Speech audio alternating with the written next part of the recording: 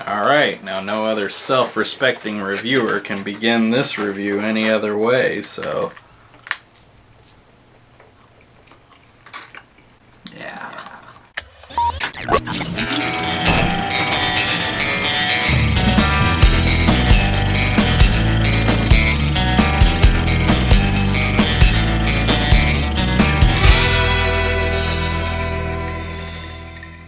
Well guys, we're in it now. Teenage Mutant Ninja Turtles stars Jim Henson's animatronic puppet studio.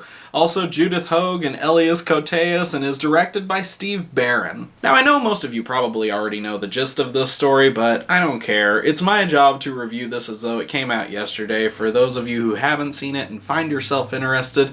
So this is for you. Let's get into it. Deep in the sewers of Manhattan live 4 radioactively mutated turtles who practice the art of ninjutsu as taught to them by their master, a rat who has been mutated in the same way. Meanwhile, a crime wave has ignited caused by a secretive group known as the Foot Clan, led by a sinister leader known to them as the Shredder. The Shredder?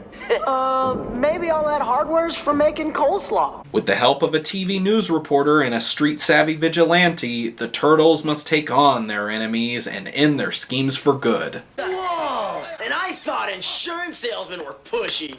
Rather than adopt the tone of the cartoon series, which had been popular at the time, the film elects instead to take the approach of the original graphic novel, giving it a more serious and gritty tone. At this, it succeeds, especially for the time period and most especially for younger kids and teenagers. It really works for the movie and makes it more entertaining for them to watch because it registers on a more mature emotional level.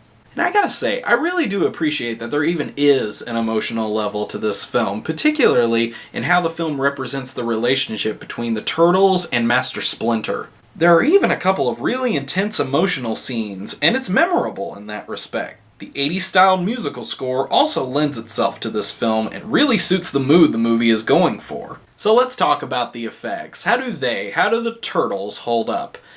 I really do think it's just going to depend on who you talk to on this matter. If you're the kind of person who likes the George Lucas / Michael Bay-esque kind of special effects, or you just want your Turtles to look pitch perfect, you're probably going to hate how they look in this film.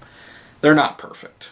They are practical, however. And I will take practical effects over CGI any day of the week. I love good practical effects because it pulls me into the experience more and I feel more connected to the film. This was one of Jim Henson's last projects, and he himself said that these were some of the most advanced animatronics that he and his team had ever come up with.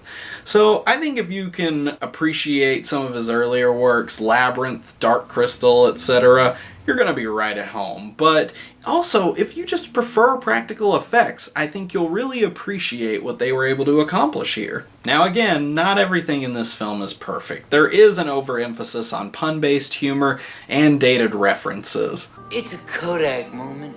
Now to be honest, I don't have a problem with pun-based humor. I love pun-based humor. It's one of my favorite brands of humor. But even I can admit it gets a little tiresome after a while. Even if I do think that this film is a shell of a good time. There's also a bit of a mixed bag when it comes to the character development. Now first, Raphael, I think they did some really great stuff with him. And as a side note, I really like the last shot of this film. Now don't worry, I'm not going to give you any spoilers, but as the Turtles are reveling in their victory at the end, watch him and look at what he does. I never noticed it until I recently rewatched the film, but that last shot before they cut to black and the credits roll, very nice touch. I only wish it were an actual shot, but I just appreciated the fact that it was in there. But seriously, give it a watch and let me know what you thought in the comments below. Anyway, back to the characters. So Michelangelo is the funny one, sure, but I also like that they threw in 1 or 2 heartfelt moments from him. I thought that was pretty cool. Leonardo is the leader and kind of the goody-good of the bunch. Fine. And then Donatello is also there. Maybe not. Then Casey Jones is frankly awesome. Growing up with this film, I always really liked the Turtles, but Casey Jones was always kind of the coolest guy around in my book. I mean, it just doesn't get better than beating up baddies with cricket bats and wearing a hockey mask, right? Well, that was a crime, you purse-scrubbing pukes. And this is, the penalty. It's kind of my life's ambition. Still is. The thing about his and April O'Neil's characters are that they sort of just balance out each other's usefulness. In the first half of the film, April O'Neil is sort of central to the plot, and then in the second half, Casey Jones becomes more important. And in Casey's case, it kind of works within the confines of his character, but for April, it becomes more and more strange that she's still there, and she's sort of reduced to just a character who's along for the ride. And at least they take some efforts to make this make sense, but I don't know, I just really wish that they had done more to make her more useful to the story.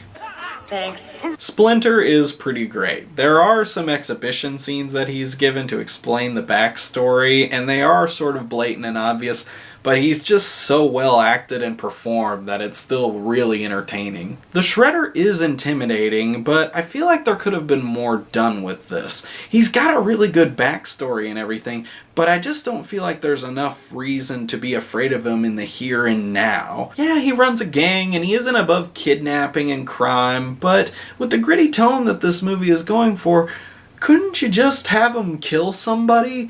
Or do something really violent that makes us more afraid of him? I mean, I know that this is supposed to be aimed at a younger audience, but come on, give me something. I mean, just one well-timed shot could have accomplished all of this and reminded us why he's still a threat. Just a little too much mystery there that I feel like could have been easily rectified. Now, I know that there's also some debate about the second half of this movie and how a lot of people feel like it grinds to a halt when it begins the next act. Personally, I didn't really have a problem with this. The first half was super exciting, and it really kept up that pace very well.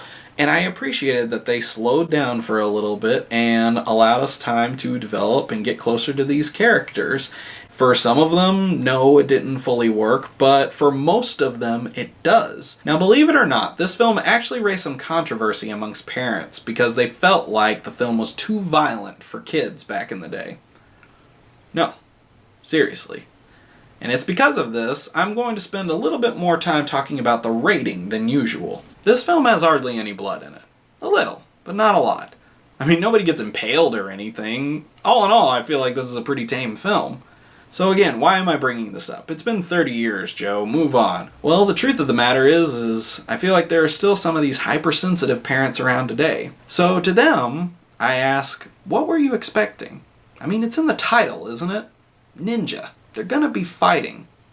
With weapons! In fact, the dumbing down of the violence is what I believe contributes the most to the lack of quality in the film's sequels, and I think that there's more to be said about how this content relates to kids. By today's standards, there's so much extreme content and extreme censorship that it's hard to find a balance. How do you show a younger audience young people doing harmful things without showing them young people doing harmful things? I mean, it's kind of hard to make a point about a lesson if you're not willing to explore the consequences. Personally, I would say that this is a good entry-level kind of movie for them. When I think of tackling tough subjects with my kids, I don't think I want to show them other kids doing hard drugs or violent gang behaviors, which I'm pretty sure we can all agree that that isn't the answer.